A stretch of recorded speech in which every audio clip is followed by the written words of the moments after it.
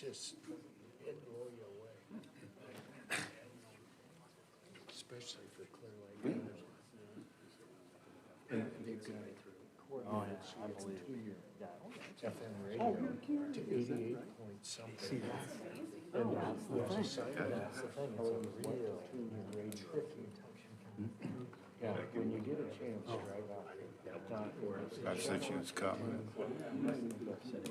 Don't go late, I guess. It's better.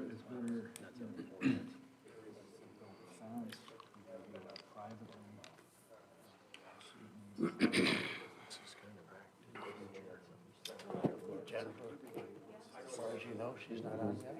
In some cases, we can be of service, but yeah, I talked to Scott. I don't know.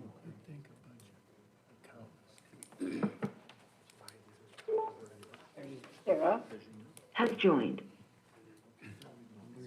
Welcome, Sarah. Thank you. Regular meeting in Clear Lake City Council of Monday, December 6, 2021 shall come to order. Please rise for the Pledge of Allegiance. I pledge allegiance to the flag of the United States of America and to the republic for which it stands, one nation, under God, indivisible, with liberty and justice for all. Thank you. Motion to approve the agenda, please. So moved. Second. Moved by Dana, seconded by Bennett, that we approve the agenda. Is there any discussion? All in favor signify by saying aye. Aye. Opposed, same. Motion carries. To the consent agenda, you have a copy of the minutes of November 29th, 2021, and we also need approval of the bills and claims of which you also have a copy. Motion, please. So moved. Moved by Gary, seconded by Mike, that we approve the consent agenda. Is there any discussion? All in favor signify by saying aye. Aye. Opposed, same. Motion carries. Now is the time and place for anyone in the audience who wishes to address the council on any item that is not on the agenda. Please approach the podium, state your name first and last, and give your address so the clerk can properly enter the minutes. This is not a discussion time nor a question and answer time, and you have 3 to 5 minutes. None appearing, we'll move on to number 5, unfinished business. 5A, the adoption of new precinct and ward boundaries, and this is the second and third readings this evening. Therefore, I'll entertain a motion to approve ordinance number 865, which is an ordinance amending the Code of Ordinances of the City of Clear Lake, Iowa, 2003, Chapter 3, known as Precincts and Wards, Section 3.01 and 3.02, on the second of 3 readings. Motion, please. So moved. Second. Moved by Bennett, seconded by Mark, that we approve ordinance number 865 on the second reading. Is there any discussion? Roll call. Mark? Yes. Mike? Yes. Gary? Yes. Bennett? Yes. And Dana? Yes. Motion carries 5-0 on the second reading. And now, I'll entertain a motion pursuant to the Iowa Code Section 380.3 to place ordinance number 865 on the third and final reading this evening. Motion, please. So moved. Second. Moved by Gary, seconded by Dana, that we approve ordinance number 865 on the second reading this evening. Roll call. All in favor? Not roll call. All motion. Here we go. All in favor signify by saying aye. Aye. Opposed, same. Motion carries. And now, we will move directly to the third reading, a motion to approve ordinance number 865. Once again, an ordinance amending the Code of Ordinances, City of Clear Lake, Iowa 2003, 2003, Chapter 3, known as Precincts and Wards, Section 3.01 and 3.02. Motion, please. So moved. Second. Moved by Mark, seconded by Dana, that we approve ordinance number 865 on the third and final reading. Is there any discussion? Roll call. Mike? Yes. Gary? Yes. Bennett? Yes. Dana? Yes. And Mark? Yes. Motion carries 5-0.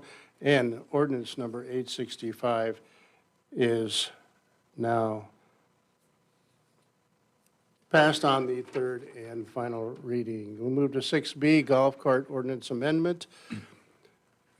Entertain a motion to approve ordinance number 866, and this is the second of three readings. An ordinance amending the Code of Ordinances of the City of Clear Lake, Iowa, 2003, operation of golf carts on city streets. Motion, please. So offered. Second. Moved by Mike, seconded by Gary, that we approve ordinance number 866 on the second of three readings. Is there any discussion? Roll call. Gary? Yes. Bennett? Yes. Dana? Yes. Mark? And Mike? Yes. Thank you. Ordinance number 866 is duly approved on the second of three readings. 6, new business. 6A, annual city audit report, 2021 fiscal year. Introduction, Creighton Schmidt, Director of Finance and Administrative Services. Welcome, Creighton. Thank you, Mayor and Council. Our annual audit report has been completed for the city for the fiscal year ending June 30th, 2021. I believe everyone got a copy of that with their packet. There's a front memo and then the full audit report behind that. State law does require this, and it requires that we have a certified public accounting firm make an annual audit of all of our financial statements for all the departments within the city. Clear Lake has been using Bonsack and Fromalt for a few years now, since 2013, and we currently have an extension to continue to use them till 2024. Of course, this was my first audit, and I appreciated the time I had with Sarah, Mia, and their team there. I got to work with a number of them, definitely a good learning experience for myself for this year and for future years, but appreciated everything that they did for us in putting this report together. So tonight we have Sarah on the phone, who's going to present these findings and recommendations to everyone. And so I'll introduce Sarah. Welcome, Sarah. Thanks, and thanks, Creighton. I was going to talk briefly about the required communications that we as your auditor have, or more or less your report card of the city. Then I'm going to talk a little bit about your revenues and your expenditures, and then just touch on your general fund balance. So I'll start with the required communications. When we came out to do the audit this year, we did 2 audits. We did the financial statement audit, and we have issued an unmodified opinion on the financial statement audit, which is the highest form of opinion that you can receive. So that's considered a clean opinion. And then we also did the government auditing standards audit. And as I've mentioned in past years, the purpose of that audit is twofold. One is to look at your compliance with laws and regulations, and there were no findings in regard to your laws and regulations. And the second is to look at your internal controls and test them to make sure that they're functioning as they were designed to function. We also did not have any findings in regard to internal control this year. So a very clean report. The city did not qualify this year for a single audit or an audit of your federal dollars. So although we would have confirmed any dollars that you received, we're not required to specifically test the expenditures of those federal dollars. The city did adopt 3 new standards this year. None of them had a significant effect to the city this year. There were no uncorrected misstatements. There were some entries that were made, but those were approved and made by your management. So again, a pretty clean report this year. Any questions on that piece? Council, any questions? None hearing, Sarah. Okay, thank you. And if not, I'm going to talk just high level about your total revenues. Your total revenues this year were $15.7 million compared to $14.6 million the year before. So there was about a $1.1 million increase, or about 7%. That's primarily in 2 areas. One is your property tax, and although your rate remained the same at 9.7, the taxable value increased from 651 million to 692 million, or about a 6% increase, which accounts for almost the total increase in property tax. And the other piece to point out is that your local option sales tax increased from 1.4 million to 1.7 million, which is a sign that the economy in the city of Clear Lake is going strong. So that's also a good sign. The next thing I was going to just touch briefly on your expenditures. Your total expenditures for 2021 were $12.8 million. That was actually a decrease from 2020, which was $13.4 million, so about a $593,000 increase. And that was primarily due to the projects that you were working on last year in Public Works. And then the last thing is your general fund unassigned balance. Actually decreased. Last year it was about 7.9 million, and this year it's about 7.3 million. And the main reason for the decrease is the advances to the TIF fund were classified as long-term, so they're not shown in your unassigned fund balance. But your unassigned general fund balance is still a very healthy balance at about 296 days of expenditures.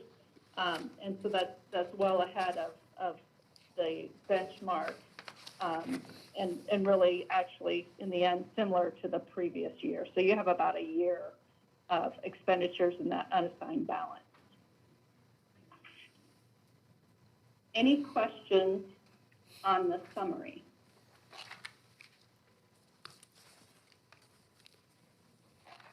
There are none, Sarah. Okay, great. And then I just wanted to say, as always, we enjoyed working with your team. Creighton was very receptive and actually gave us a lot of information electronically that we were able to do a lot before we ever came out to visit with them this year. So we do appreciate that. We thank you very much, Sarah.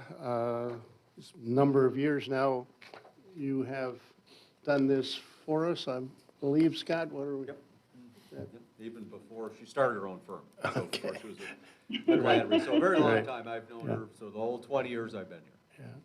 Yeah. And we appreciate. She was 8 when she went. Could say that. Yeah. We always appreciate it when you do come. It's great relationship that we have, and appreciate, of course, Creighton and you working together on this particular report as well. So thank you very much for being with us tonight telephonically, and we'll talk to you soon. Thanks. All right, thank you. Bye-bye. Therefore, Council, I'll entertain a motion to accept the fiscal year 2021 audit report. So moved. Second. Moved by Dana, seconded by Gary, that we approve the annual city audit report as just alluded to by Sarah Bonsack of Bonsack and Frommelt for the 2021 fiscal year. Is there any discussion? Just go ahead. I'm sorry, go ahead. Yeah. Just a quick comment. You know, I mentioned from time to time that I've been sitting here a long time, and over the course of the years, from time to time, you see other communities that have struggled with financial problems, and other levels of government that have struggled with, and I'm not stating that correctly, with fraud and things like that. And, you know, every year I get a wonderful Reader's Digest version of this 103-page document that goes through everything that the city of Clear Lake does with a fine-tooth comb. I mean, if you want to know what happened financially and dollar by dollar, this is some real light reading here. And if you want the real shortened version, you can just check with Creighton. But once again, I would compliment the Clear Lake City government for having good people on board to keep track of all of this and make sure that the taxpayers are getting things done right. And I think this type of an audit demonstrates that in a very solid way. So, thank you. Yes, I would just concur with Mike's comments. Again, a very clean opinion. Your first year here, Creighton, so my congratulations on that. And again, it's very nice to see and how our finances are handled. So my congratulations to you and Scott and the rest of our staff. Well done, well done. Call the question. All in favor signify by saying aye. Aye. Opposed, same. Motion carries. 6B, 28E, agreement with the Mason City Municipal Airport Commission for the sanitary sewer Has left. service. Review, Mr. Flory. Welcome, Scott. Thank you, Mayor, Council. We'll run through the items here in the packet with you. The first blue sheet in your packet is a cover memo from David Sims, the airport manager of Mason City Municipal Airport. David's here this evening, and most of you know David. He's also a member of our fire department, as well as his responsibilities as the airport manager for Mason City Municipal Airport. The green sheet that follows that is a resolution approving and authorizing the signing of an agreement for sanitary sewer improvements and service between the cities of Clear Lake, Mason City Municipal Airport, as provided under Chapter 28E of the Code of Iowa. The pink sheets after that are the 28E agreement. It's been prepared for this project. Then after the pink sheets, the white sheet is an estimate of cost prepared by the Mason City Airport Commission's consultants for this project, Foth Engineering, and you'll see the amount estimated for the cost of the project at a little over $712,000. And last but not least is just a diagram as an exhibit that demonstrates the location of the improvements, the gravity main portion of the project, as well as the force main and lift station where they're being constructed at on the project. So, in the way of some background comments, just some of you are aware of this, but back in 2011, the City of Clear Lake worked with the City of Mason City and the Mason City Municipal Airport on a water main extension project. That project was funded at the time 95% by the FAA and 5% by the City of Mason City, and it provided for the extension of our municipal water system from essentially where it stopped previously at North 32nd Street to where it ends now, which is on the west side of North 40th Street. And then from that point, the airport constructed a north-south line, a water line that serves the airport property. The portion from 32nd to 40th, of course, was dedicated to the city. It's maintained by the city, and the rest of the project is the property of the airport and airport commission, maintained by the Mason City Municipal Airport. So that project, again, was completed under the auspices of a 28E agreement, similar to what we're talking about here tonight. So that's worked very well since 2011, so it provided a pretty good template and framework for us for this particular project. And again, just in the way of review, that 2011 project that the airport got that grant money from the FAA was for a airport rescue and firefighting facility there at the airport. So the airport has been awarded CARES Act money to undertake various initiatives at the airport. One of those has been talked about for a very long time, so the opportunity to use these funds for this particular project was really a blessing. So the wastewater lagoon system has been here 20 years, and it's had problems and issues for all that length of time. So this is a great opportunity. It's been talked about for a number of years. In fact, we had talked about opportunities to the DNR maybe to get funding to help with something like that, but it just wasn't scoring high enough on their list to get any kind of outside funding. So this CARES Act opportunity is really a once-in-a-lifetime kind of situation. So good opportunity to make these improvements. So basically involves the decommissioning of the wastewater lagoon system and then connecting the airport property to the City of Clear Lake's municipal system, so which of course would then be treated by the Clear Lake Sanitary District. Clear Lake Sanitary Sewer Collection System, again, as I mentioned, currently extends over to the west side of North 40th Street. So this project, if you look at that map, would involve the extension of that system from the west side, essentially right away of North 40th Street to the east side. That would be the gravity portion, would be a manhole constructed. Then the rest of the way to the east would all be force main and then a lift station after that. And those latter improvements would be the property of the Airport Commission, maintained, serviced by the airport and City of Mason City. So, as I mentioned, the estimated construction cost of the project is about $712,000. A portion of the project that involves the extension of Clear Lake system. So as I mentioned, essentially that extension within the right-of-way there, the west right-of-way line to the east right-of-way line on North 40th Street, is estimated at less than $10,000. Project's funded at no cost to the city. Again, after completion of the construction, the city would then assume ownership and maintenance for the gravity sewer component portion of the project only. And again, the rest would be, the force main lift station be the responsibility of the airport in Mason City. Tentative schedule on the project, as I mentioned, there's a number of entities involved. So we're the first, City of Clear Lake, City of Mason City, the Airport Commission, and the Clear Lake Sanitary District. So the rest of the schedule is for the airport manager to get the necessary approvals on the 28E agreement over the next month or two.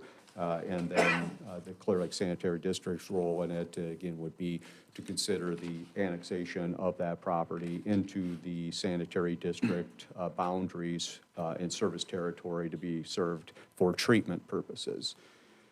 Anticipated bid letting is January, February of 2022, followed by construction in May and completion of the project sometime this summer, probably about September of 2022. I don't have anything further. I'm going to have David Sims from the airport. He can also speak, so I don't know if anyone has any questions for me, but I think it's a great project.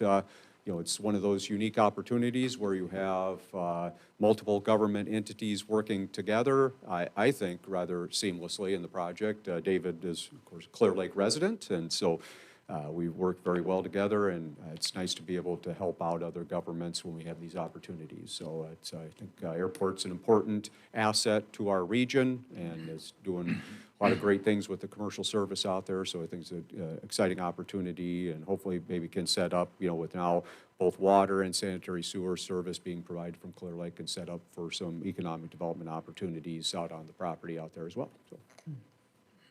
Any questions for Scott? Thank you, Scott. Dave Sims, Airport Manager, welcome. Do you have anything? Thank you, Mayor. Thank you, Council. I think Scott covered it pretty well, but I'd be willing to answer any questions you may have about the project as we proceed. As Scott said, I've been with the airport myself almost 16 years, and this has always been on our agenda, but there was simply never any funding. And now we had the unique opportunity to fund this project that's been needed for decades, so we're very thankful to be able to move forward with this finally. The map that we have here, at the far end, the lift station at the east end there, that's the end of the sanitary district sanitary line, correct? And then you will extend what pipes are needed up into like the hangar area and eventually back to the main terminal? Where you see the lift station on that map, we currently have a lift station at that location that actually pumps our sewer across the highway to the sewer lagoon located on the south side of the highway. With this project, we would be rehabbing and redirecting that lift station to instead pump to the west down the force main to the manhole to be installed near the North 40th Street.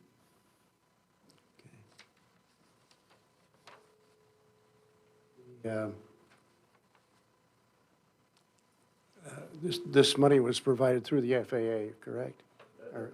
Funded through the Federal Aviation Administration through the CARES Act, the first of the stimulus bills that Congress passed with COVID-19. Okay. We have, I remember years ago, I don't want to get off track here, but when we went out there with the North Iowa contingency, to talk with Congress members, we've always had a very good relationship with the FAA, Mason City, Clear Lake, and so on, and I assume that's still the case, that things are doing well. Absolutely. I work with them. I actually have a phone call with them tomorrow to discuss some of the other projects we have going on, but we have a very good working relationship with the FAA. Yeah. And through the COVID-19 funding, the CARES funding, the Mason City Airport actually received a very large sum of money that we're being able to use towards this and some of the other projects you've probably seen in the news, including a new airport terminal that we're hoping to break ground on next summer. Oh, neat. What, What are the emplainments now? Total number? For the year, we're probably gonna wind up right around 8,000, mainly because we had a slow start with the pandemic. The passenger emplainments have gone up with the new airline service, past where we were 2 years ago. Hopefully, we'd like to see them continue to climb as the pandemic one day ends. We are still seeing a little bit of impact to our emplainment numbers nationwide. Nationwide, the entire domestic air travel is down about 20% even yet, but we're up about 20% compared to where we were prior to the pandemic, so. There used to be, a minimum of 10,000 emplainments to get the funding, but that's no longer the case, or? That's part of the regular FAA annual funding we receive. Our entitlement funding is based on number of emplainments. 10,000 emplainments a year is a magic number where we begin to receive $1 million each year in entitlement funding we can use towards infrastructure projects. So we're hoping to get back there next year. We're on track to get there next year. This year, we're just a little behind because of how slow January, February, and March were. We're pleased to have you as the airport manager, and thanks for being here tonight. Thank you. Any other questions for Dave, council? Just a quick comment, Mayor. Again, thank you, David, for coming tonight. And as Scott mentioned earlier, I think, the nice thing here is this is just a great little collaboration between multiple governmental entities and very positive for all of North Iowa, really. So, thank you. Thank you. Thanks, Dave. Therefore, I entertain a motion to approve Resolution 2172, a resolution approving a 2080 agreement with the Mason City Municipal Airport for sanitary sewer service. So move. Moved by Gary, seconded by Mark, that we approve Resolution 2172. Is there any discussion? Call Bennett. Yes. Dana. Yes. Mark. Yes. Mike. Yes. And Gary. Yes. Motion carries 5-0. Resolution 2172 is duly adopted. 6C, development agreement with Embry Development Incorporated. Review, Mr. Flory. Welcome again. Thank you, Mayor, Council. Run through the items here in the packet. Start with the orange sheets in your packet. A resolution approving development agreement with Embry Development Group, authorizing annual appropriation tax increment payments, pledging certain tax increment revenues to the payment of the agreement. Again, those are the orange sheets there. The yellow sheets after that are the development agreement the city would enter into, and that would be with Embry and Hy-Vee Corporation. And I'll kind of run through that here in a little bit.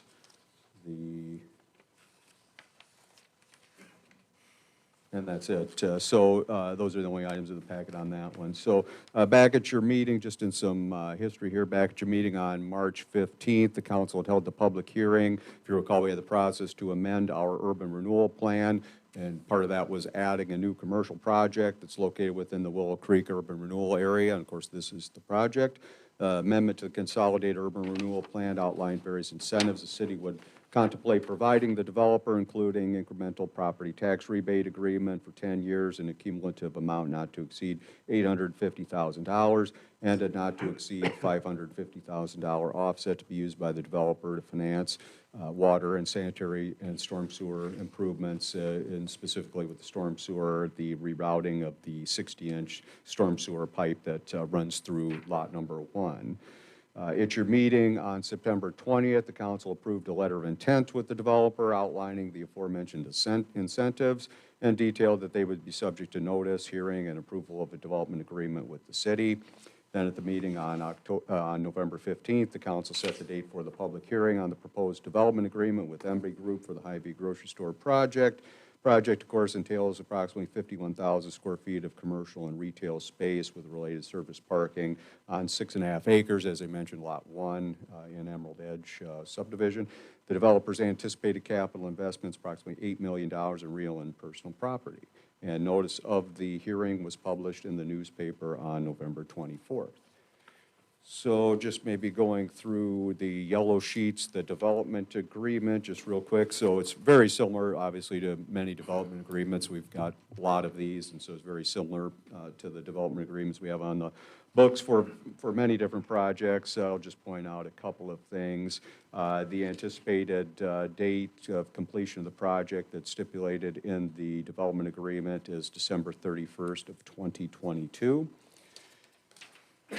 Page 2, point out on that second paragraph, the city retains all rights to inspect the completed public infrastructure improvements of the project for quality of work and full compliance with city specifications. The paragraph below that, upon completion of the public infrastructure project, basically what that paragraph is indicating is that we will rebate back to the developer the cost of that public infrastructure improvements, those that will be dedicated back to the city upon completion of those improvements or upon completion of the project, whichever is the later of the two of those. So that would obviously then be the opening of the store. The next paragraph, the public infrastructure cost documentation, that's again just indicating that the developer agrees to provide the city documentation that details the costs of the incurred in completing those public infrastructure improvement costs, and we've got the right to inspect that and see invoices and all those sorts of things.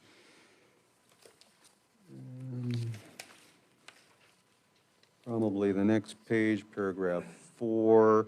Again, just again outlining the grant for the public infrastructure offset for the $550,000. Again, just indicating that upon completion of the project, that would be reimbursed back to the developer. So again, the developer has to upfront all of those costs, and then again, on completion of the project, they would be eligible to be rebated back to the developer. And then again, on the payments, just indicating 20 semi-annual economic development tax increment payments would be made back to the company in an aggregate amount not to exceed $850,000. The agreement assumes that the new taxable valuation resulting from the development will go on the tax rolls as of January 1, 2024. So it would start rebate payments in our fiscal year 26. Page 5, again, annual appropriation. We include that in most all of our development agreements, but indicate that the payments are subject to annual appropriation by the council. That would be done by December 1st of each year, and the store has to provide us by October 15th a report each year to be eligible for that. And again, that's just something very similar to what we just did here meeting or two ago for the McKesson project, and we do it for the Marriott project, and we've done for many others like Titan Pro and so forth. So again, that helps for the city. So the amount outstanding does not in total count against our constitutional debt limit. So it's only 1 year at a time. Then just certificate of payment obligations indicating that we'll certify by December 1st each year to the county auditor the amount to be obligated for annual appropriation. And that is all I have on the development agreement, unless anyone has any questions. Council questions, Mr. Flory.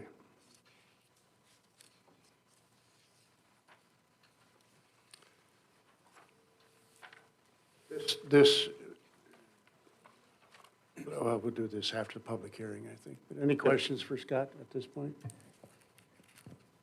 All right, well done, Scott. Thank you. Now is the time and place for the public hearing with regard to the development agreement with the Embry Development Group. If there's anyone in the audience that wishes to address that particular agreement, please approach the podium, state your name first and last, give your address so the clerk can properly enter into the minutes. Not appearing, I'll entertain a motion to close the public hearing. So offered. Second. Moved by Mike, seconded by Bennett, that we close the public hearing with regard to the development agreement with Embry Development Group. Is there any discussion? All in favor signify by saying aye. Aye. Council, any discussion on that particular hearing? None. We'll move on to the motion to approve the resolution 2173, a resolution approving the development agreement with Embry Development Group Incorporated, authorizing annual appropriation tax increment payments and pledging certain tax increment revenues to the payment of the agreement. Motion, please. So moved. Second. Moved by Bennett, seconded by Dana, that we approve resolution 2173. Is there any discussion? Yes, Mayor. I'd just like to comment briefly if I could. I think, again, a very exciting project for Clear Lake, $8 million worth of private investment with a new Hy-Vee.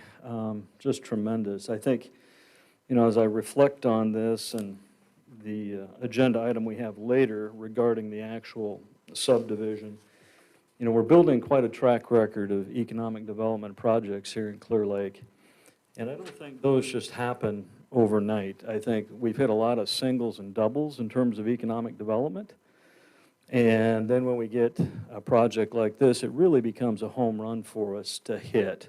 And again, I think it's just going to catalyze further economic development along that area. So very exciting to see this move along, and as fast as it has. Scott, and you can comment on this, but I mean, this has all occurred during a pandemic. We've had to navigate any number of obstacles to make this happen. And I just think it's very impressive for a community our size to have the kind of projects and the amenities that we're also doing in the community alongside this kind of economic development. So maybe you could comment on that as well. Sure, I'd be happy to. So I'm not sure if the bulldozers are out there right now, but they'll probably be out there tomorrow. So I think, and as you said, I mean, to be able to have a project like this is very fortunate. We're very blessed to be able to have that. And yeah, we've been working on this for about a year. They take some time, especially with some of the other challenges. But I think it's really gone pretty quickly. When you give, there are so many other communities struggling to put projects together to be able to pull off, as you mentioned earlier, like a Marriott project, and now this project. Those are going to be probably about $20 million just in those two in capital investment. So it's a big deal for a community like this. And I think, when you look at a community grocery store is kind of this scale, this magnitude is kind of once in a generation type of project. It's where I came from as a kid growing up. The Hy-Vee store was there, probably been there about 50 years. The Fairway is a much smaller store, came in, it's probably about 30 years. So you don't see these kinds of things happen very often in a community. Yeah, and I think, again, just so the public understands as well, it's very exciting that we're generating and recruiting private investment, and then we come alongside. And as you described earlier, the incentives that we are providing occur when the project is ongoing or completed, and so on and so forth. So we're not giving any real risk to the taxpayer in the sense of the incentives that we provide for projects like this, are we? Completely zero. Yeah, no, there's nothing up front from the city. It's all, again, the rebate payments are essentially the store's property taxes, 90% of them rebated back for those period of years, 10 years. And then the infrastructure incentives are all after the store is open. So just like with hotel projects. So nothing up front. It's not rerouting any storm sewer that is going nowhere. Right. Very prudent in my mind. So thank you very much for your work on that. Having sat in on a number of those conversations that Scott has had with Embry property owners, it seems in some respects longer than a year, but it was the skill that it takes to work with a big situation like we've got here, a big agreement, takes a lot of knowledge and patience, and I commend Scott for that. Some of the times that, in the discussions, this project wouldn't have gotten done. And, when you talk about the 6.5 acres here for the grocery store, Hy-Vee, out of that whole big area, took a tremendous amount of skill. And then drawing up the agreement, drawing up the mapping of it, getting all that done, really took some time and some input. And now the fact of we've got up to $850,000, as you just said, in TIF money, which makes up approximately 90% of the tax that gets rebated back, and then the $550,000, up front not to exceed that certainly for municipal water and sanitary sewer main extensions, which we have done, as was stated here recently, at the Courtway Park area. We've also done it in certain developments around town. This is not something brand new for this project, so here tonight, hopefully this will all fall together, and once again, you know, you can go McKesson, you can go the hotel, and now you can go this Hy-Vee. I think they all kind of fit together, and it definitely shows positive economic momentum moving forward in this community. And I, as mayor, am mighty proud of what we have been able to do. Like we talked tonight, the cooperation on the airport, you know, intergovernmental relationships are all working out, and that's absolutely wonderful. Now, I'll entertain, no, I got a roll call, don't I? I've got the motion on the floor. Is that correct, Jennifer? Correct. Okay. Roll call on Resolution 2173. Dana? Yes. Mark? Yes. Yes. Gary? Yes. And Bennett? Yes. Motion carries 5-0. Resolution 2173 is duly adopted. Benchmark covered. D, amendment number 1 to 28E agreement with the Clear Lake Community School District for the Wellness Center review. Creighton Schmidt, Director of Finance, Administrative Services. Welcome again, Creighton. You, and the amendment here that we're looking at is on the gold sheet there. We entered into our original 28E agreement back in September of 2020 for the Wellness Center, really going through the construction and the continued share use of the Wellness Center, moving forward from that point. When the agreement was first made, we had a wellness board of 5, 2 from the city, 2 representatives from the Clear Lake School District, and then 1 mutually agreed upon. In this amendment, we're looking to up that from 5 to 7. So we now have 3 from the city of Clear Lake, 3 from the school district, and then 1 who will be mutually agreed upon. In addition to that, the language does say that it further clarifies what we've already had in there for as far as who makes up that board from each, and there should be 1 elected official from both the city and the school district, and otherwise staying the same. And then additionally, we've added language in there.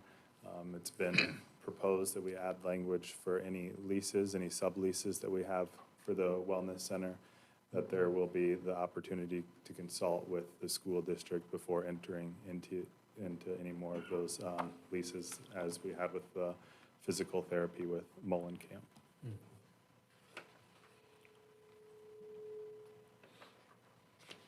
Council, any questions for Creighton with regard to the amendment to the 21E agreement?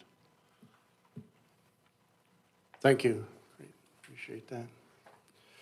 Therefore, I'll entertain a motion to approve amendment number 1 to the 28E agreement with the Clear Lake Community School District.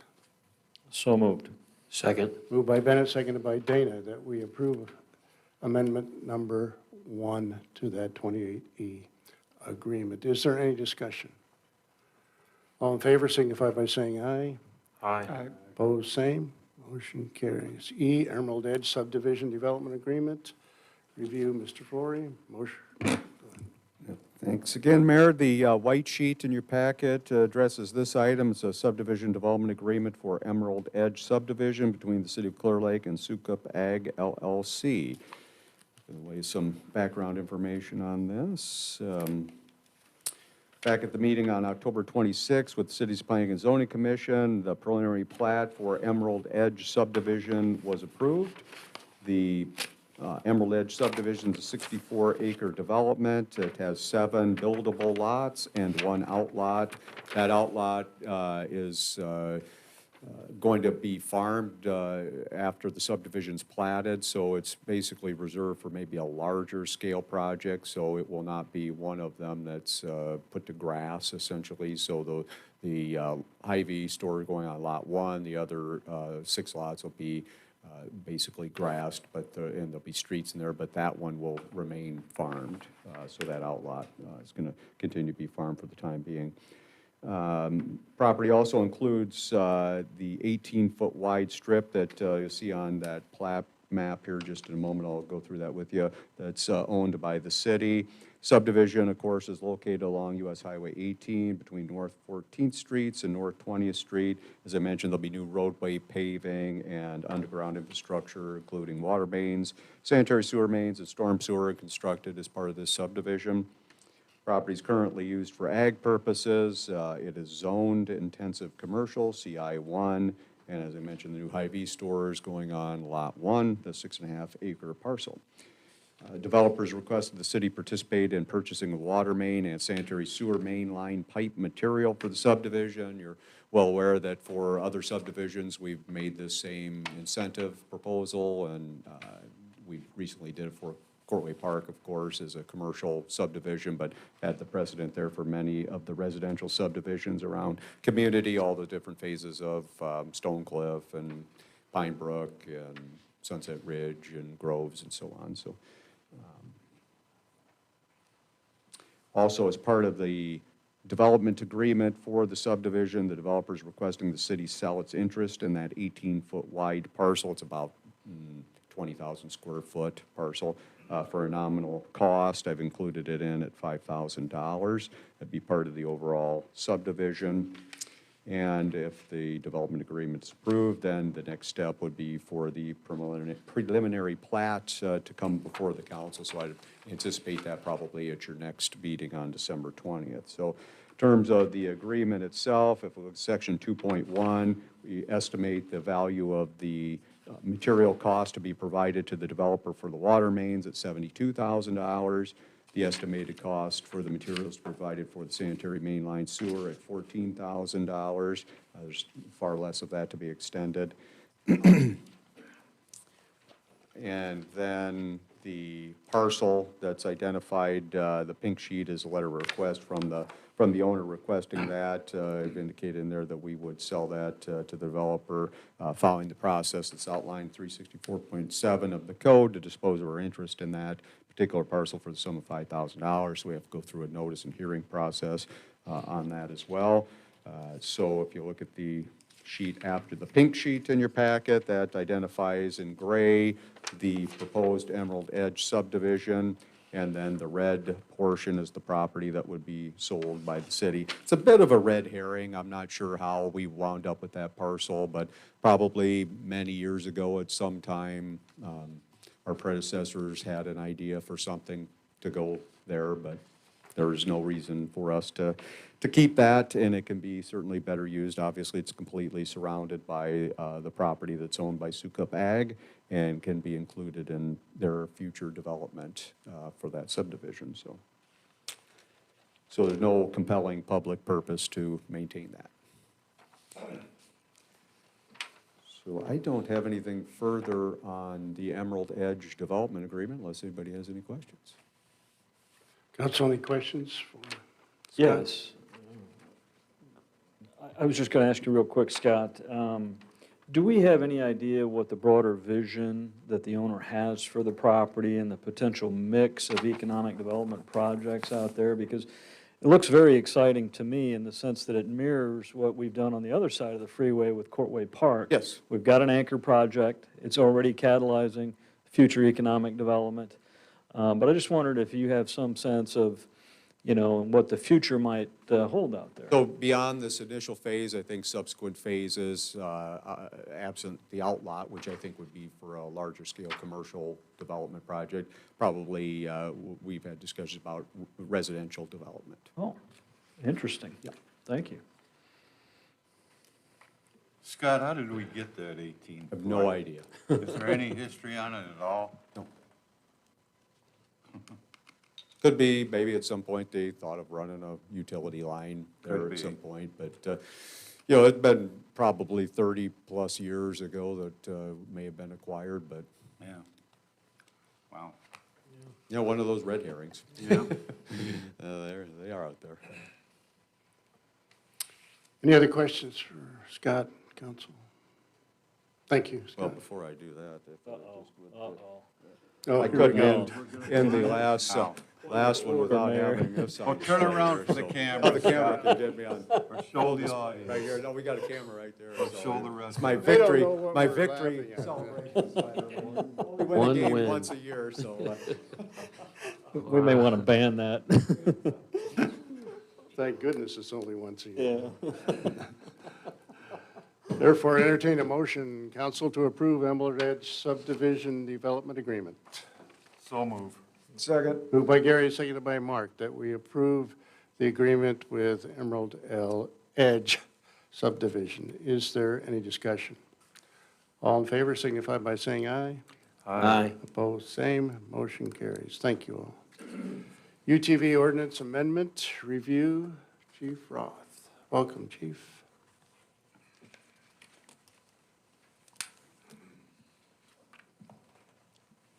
Thank you, Mayor, Council.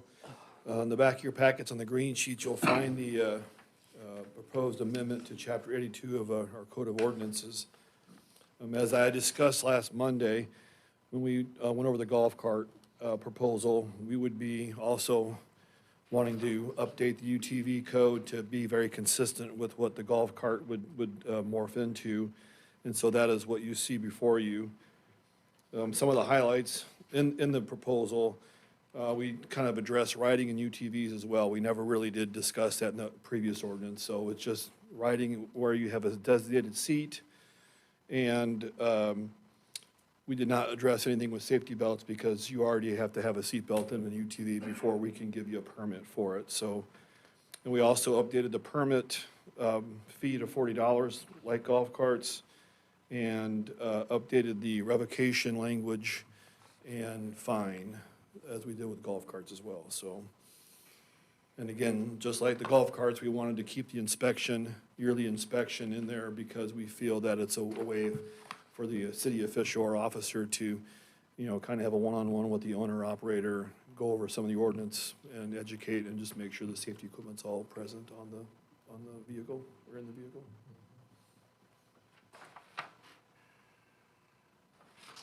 And Dana, before you ask, they have to park it like a car, per the traffic code, that section down there. We made sure that that was addressed in there too, that you have to park like a vehicle. Thank you. I do have another quick question. UTVs generally go quicker than golf carts. Have you had a problem with people going over 25? Well, And by UTVs? our current ordinance, which we did not address, you can do 35 in a UTV. So we have not had any issues with that I know of. So that will still be there. You can go a little bit more places you can in a UTV than a golf cart because of that, so, but no.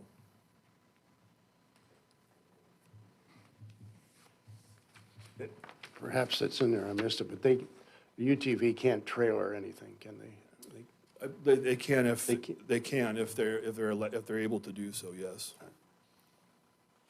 That's not specified in the city ordinance. I think state code allows you to do that, so. Any other questions for? I obviously know what a UTV is, but they seem to come in all shapes and sizes. Are they required by law to have headlights and taillights? They're required by, so they are, don't confuse UTVs with ATVs. ATVs are the ones that have like the four-wheel drive or the four wheels and you sit on it. That's also governed by our ordinance in a different section. The state law does have a lot of specific language to a UTV, weight, tire size, and some other things that we factor into the ordinance. But they basically have, like a bench seat for at least 2 to 3 people, safety belts, headlights, taillights, and they can actually go a lot faster than 35 miles an hour, but they generally fall into that same category. Some have a bed or a box, some don't. And again, that's why we addressed the no sitting in the bed type thing too, to kind of just make sure that was in there, so. Thank you. Any other questions for Chief, Council? Thanks, Chief. Therefore, entertain a motion to approve ordinance number 867, an ordinance amending the Code of Ordinances of the City of Clear Lake, Iowa, 2003, operation of off-road utility vehicles. Motion, please. So moved. Second. Moved by Bennett, seconded by Mark, that we approve ordinance number 867. This is on the first reading. Is there any discussion? Mark? Yes. Mike? Yes. Gary? Yes. Bennett? Yes. And Dana? Yes. Motion carries 5-0. Ordinance 867 is approved on the first of three readings. Chief, do you have any further report? Thank you again, Mayor. Just wanted to update you real quickly. We still, like I told you on Monday, that we did have or the last council meeting, that we did have a conditional offer out for that police officer open position. The candidate still has to do a pre-employment physical before we can really release his name. But the academy has given us the green light to go ahead and have an opening in January, so we're very excited about that. So we're looking at a tentative start date around the end of December before he would go off to the academy. So again, very exciting news. Our annual Shop with a Cop will be tomorrow and Thursday at Larson's.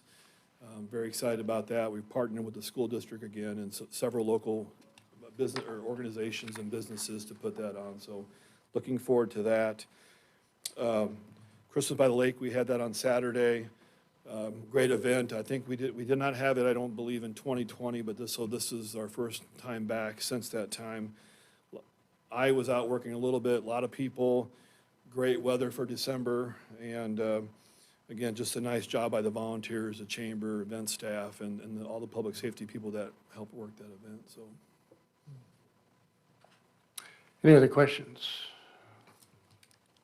Okay, thanks. Public Work Director, Mr. Kornberg. Thank you. Welcome, Jeremy. Thank you, Mayor, Council. Just a few updates on several projects that we have wrapping up here. The alley improvements out on Buddy Holly are fully completed. We should have a pay app prepared for the next meeting. Same thing with the Whitaker Court Sanitary Sewer Extension. They finished the paving, I think, in the last week, so that was opened up prior to even Christmas by the Lake. And again, we should have a pay app prepared and ready for our next council meeting with that project. A quick update on the RCP Investments Sanitary Sewer project. All the sanitary sewer pipe, or not sanitary, storm sewer pipe has been delivered to the site. They got it all laid out, ready to dig. They did have a small conflict with Alliant and the power service to the trucks center, or the trucks wash there. They have one feed that feeds all those buildings back there. It's kind of right in the way, but they are working that out with Alliant and should be able to start digging this week and get that started later this week. So the last update would be for the storm sewer and water main improvement project going on South 12th and North 16th. All the underground on South 12th is completed. They should be doing the paving this week pending weather. So with some higher temps as the week goes on, and then early next week, the goal would be to have all paving done either late this week or early next week. So that would be all finished up and completed, hopefully by late to mid next week. They have started on North 16th Street with storm sewer. They're pretty much to First Avenue from Main, and they will begin water main work tomorrow. They got it potholed and kind of getting ready for that.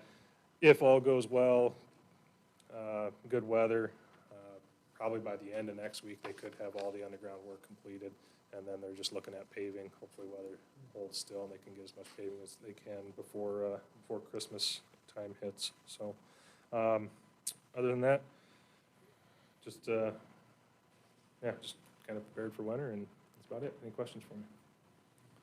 As the farmers say, we're going to have an open winter, aren't we? Page 2. Buddy Holly, that really cleaned that up back there. Oh, yeah, it really turned out well. It looks nice. Yeah, It's very Great clean, improvement. definitely. That really does. Yeah, I think that alley gets used way more than people really think, Yeah, so. I think so. Especially with all the events at the surf, so. Thanks, Jeremy. Yeah, thank you. Under mayor's, do we have either Stacy or Chad online? No. None? Okay. I'm about to read a proclamation here, and before I do, this person has made a very generous contribution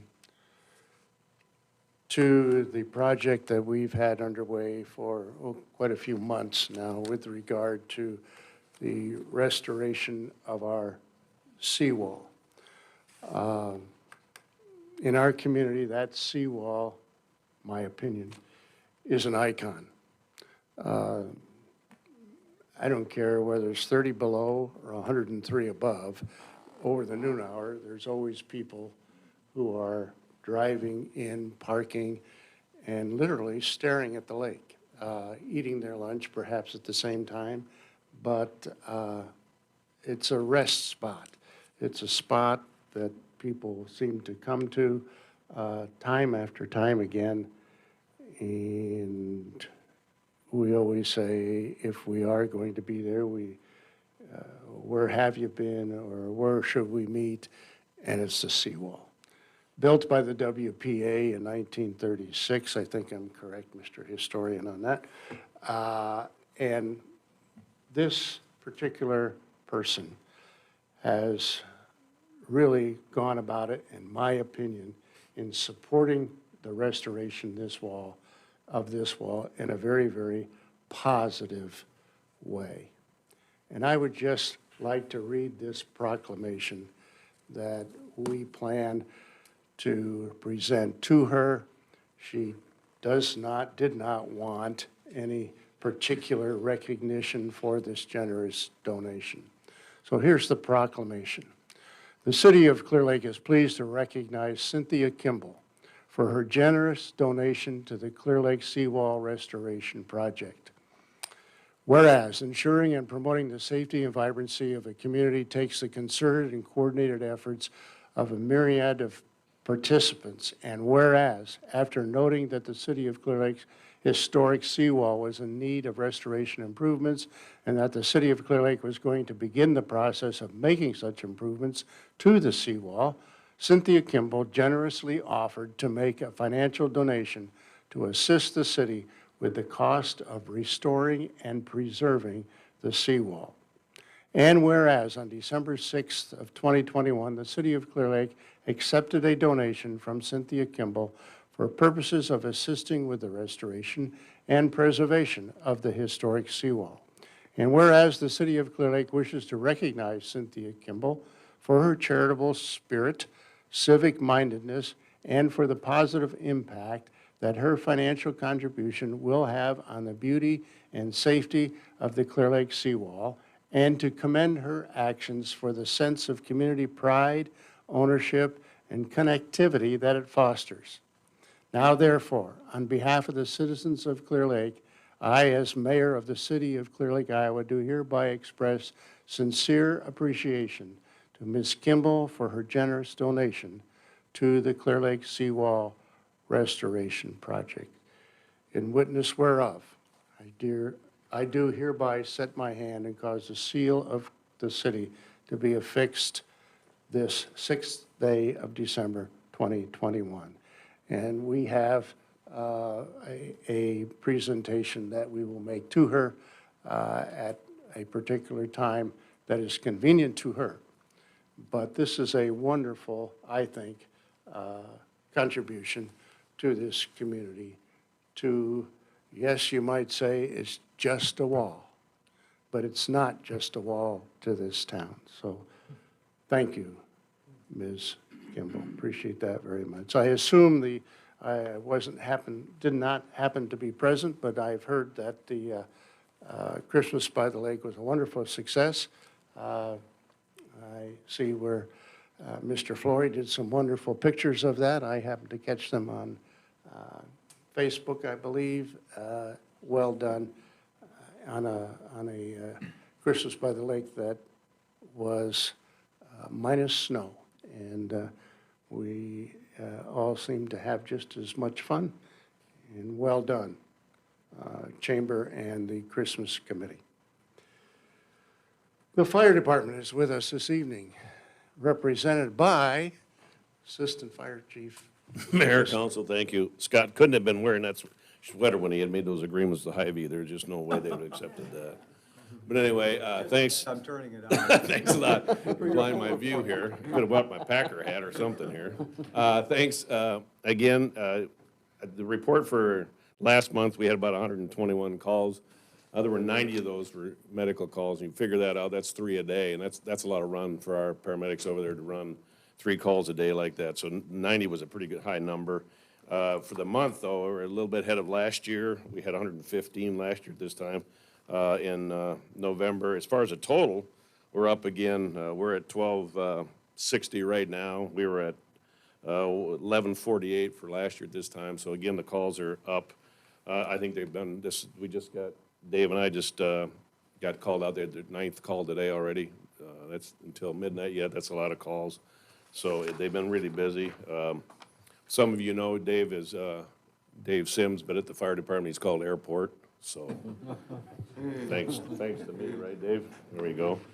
We also had some interesting news. We've got 3 of our firefighters taking Firefighter 1 classes they're going to be going to Lake Mills, Forest City, and a couple other communities to take the Firefighter 1 training. When they get done, they will be certified as a Firefighter 1. That's a good training program. We found that some people through the Lake Mills Fire Department, Forest City Fire Department do a tremendous job in that Firefighter 1 program, so they're doing that. We've also just got on to a new online training program. The guys will have an opportunity to take some online classes, which is going to improve our training.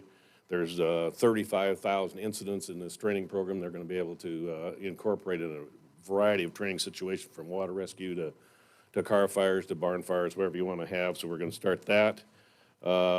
Obviously, we're going to have some ice rescue training coming up as soon as the ice gets on the lake a little bit. We had our elections also. I'll tell you, we had our elections for our association last meeting. So we've got Jim Finstead's now our secretary-treasurer. Aaron Forsythe's he's our treasurer, and myself was elected president.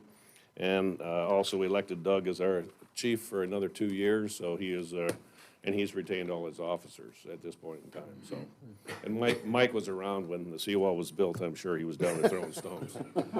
Anything, help out with that.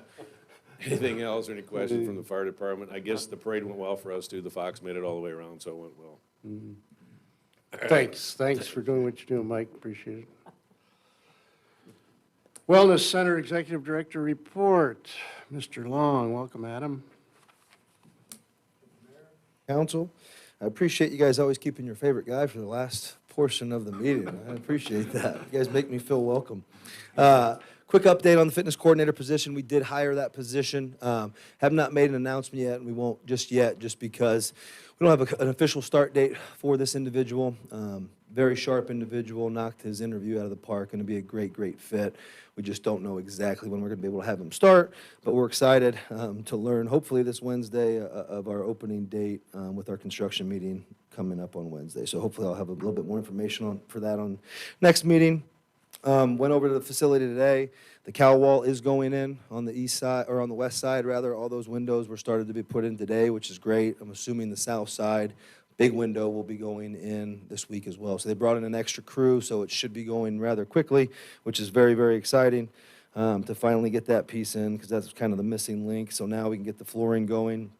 I've had equipment and furniture delivered already, so some of our smaller strength and conditioning equipment has been delivered. Some of the furniture's been delivered as well, so we've got a spot coming there for this week. Jeremy's helping me out with that, which is a big, big help.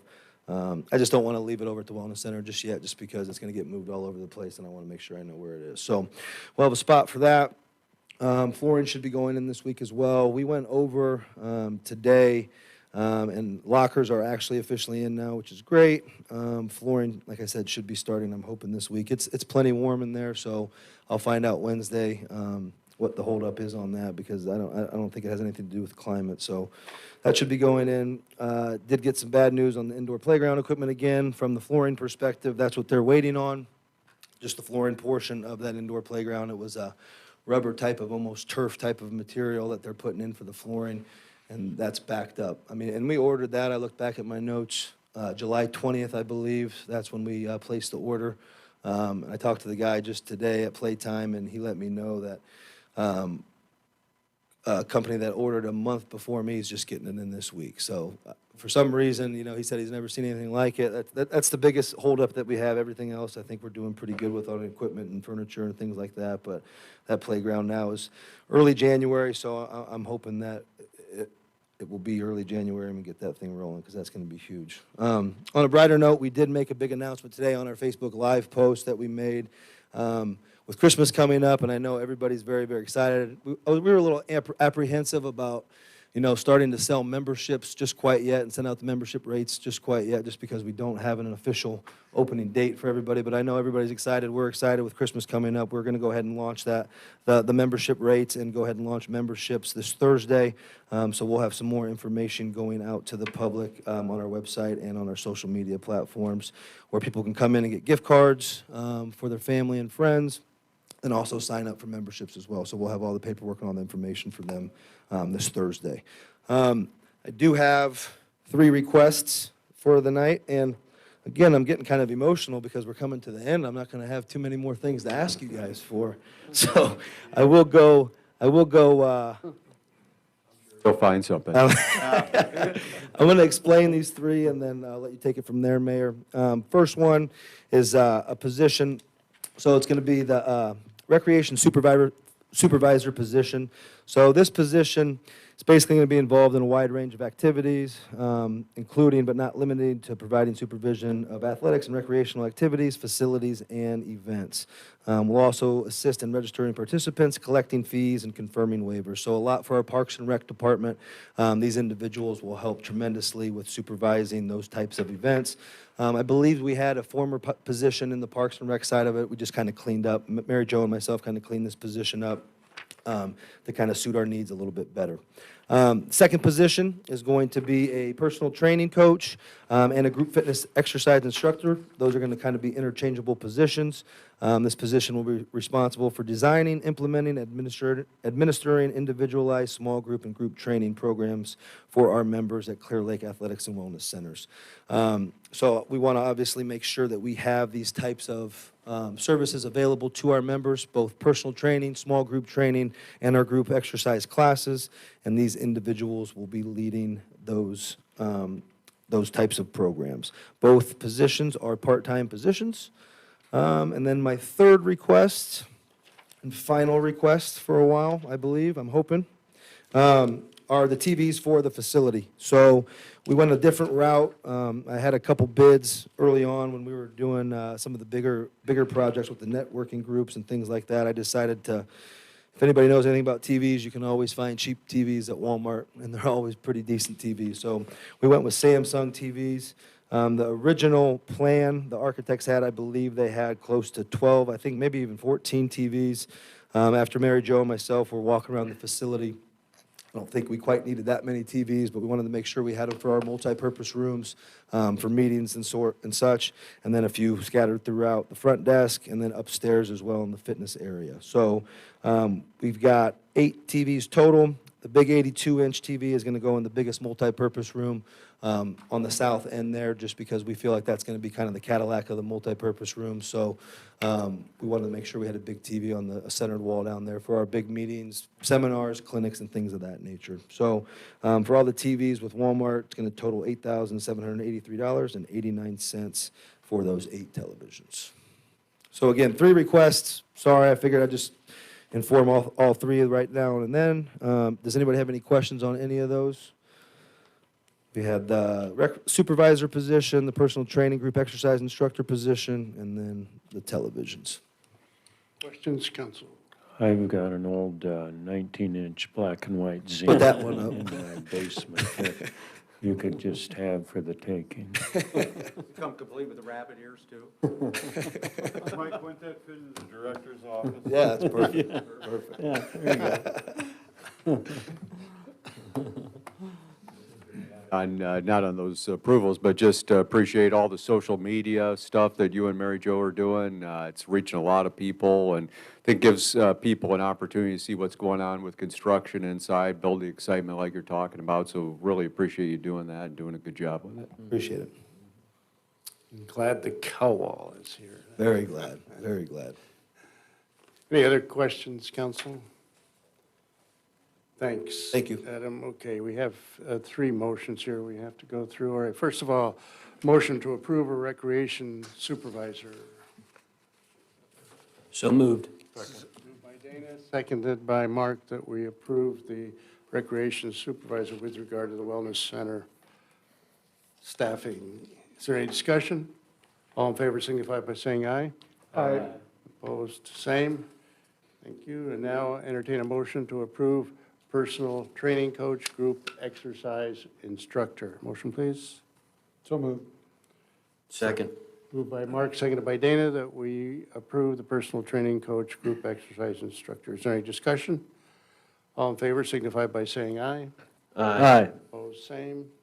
And now third, approval of TV purchases, which there shall be 8 TVs purchased from Walmart in the amount of $8,783.89. Motion, please. So moved. Moved by Dana, seconded by Gary, that we approve the purchase of the TVs. Is there any discussion? All in favor signify by saying aye.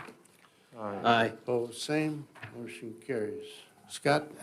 Just a couple things real quick, Mayor. I'm just going to let you know that I appreciate everybody's review comments on the application that we worked with RDG for the submitted on the National Register of Historic Places for the seawall project. So that's been submitted now to the State Historic Preservation Office. So it'll be some time that they have it. And once they're done with their review, then next steps will be to submit that to the National Park Service in Washington, D.C., and then so on. So I appreciate everybody working with us on that and completing that and getting that submitted to the Iowa State Historic Preservation Office. And I wanted to mention, just at the next council meeting, I'll probably have some proceedings on related to further urban renewal plan and district amendments to incorporate the South 15th Street project into one of our urban renewal areas, as well as the former Woodford property into the downtown urban renewal area. So the one on the Woodford's not nearly as present, but for sure the one on the South 15th Street Park will then position us to start getting into a point where we can settle on the scope of the project for future anticipated borrowing, general application borrowing for it. So we got to go through some procedures to set up a couple of hearings on that. So That's great. That's great. Thanks, Scott. Before go into other business, or when we're in other business here, really like to put out a notice that if at all possible, even as council members, get out there and watch these young people athletic teams. We've got 3 really pretty good groups this year, boys basketball, girls basketball, and the wrestling group. And you go through that brand new, what do you call it, foyer out there that they have, as well as, connected to our wellness center. So get out there and support those young people. Well done. Any other business, council? Meeting adjourned. Thank you.